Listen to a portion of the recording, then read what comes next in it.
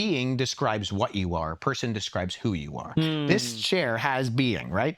It's what philosophers called ontological status, right? But it doesn't have personhood. I didn't ask its permission to sit on it. Right. But it does exist. Yeah. And so being is what you are. So God is Yahweh.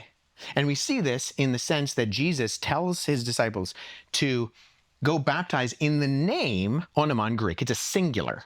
And then he says of the Father, Son, and the Holy Spirit.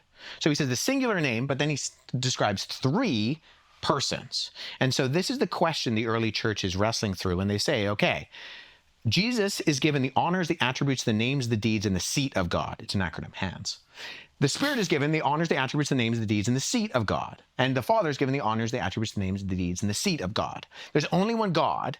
How do we understand this? Now, the ancient Jews actually already had a concept of this in that they weren't Unitarian fully.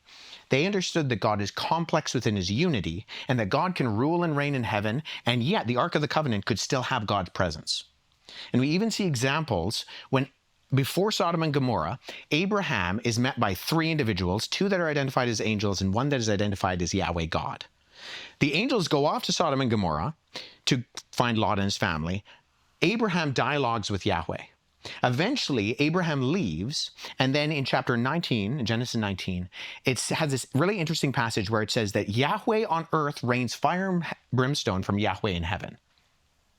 Now, you only have one Yahweh, so what's going on there? Well, we would say, within like a Christian framework, this is the pre-incarnate Christ, okay? He is not, enfleshed in who Jesus is, but this is the complex unity, and the Jews understand this, and even early on in rabbinical Judaism, there's a concept of the Shekinah glory, which is the presence above the ark, that God is ruling and reigning in heaven, and yet there's also this idea that kind of gets fleshed out in Kabbalism of the Shevrot, which are like the presence and spirit of God all throughout the earth. So in that sense, ancient Judaism, sometimes it's called the two powers in heaven. I don't love that kind of articulation, but in academia, that's what it's called. That God is ruling and reigning in heaven and still has a presence on earth. And that God is complex within his unity. Only one God, but there's something else going on there that maybe we don't fully understand, but then is teased out in its fullness in the New Testament with the Son, which is a title of familiarity. It's not like a birth son.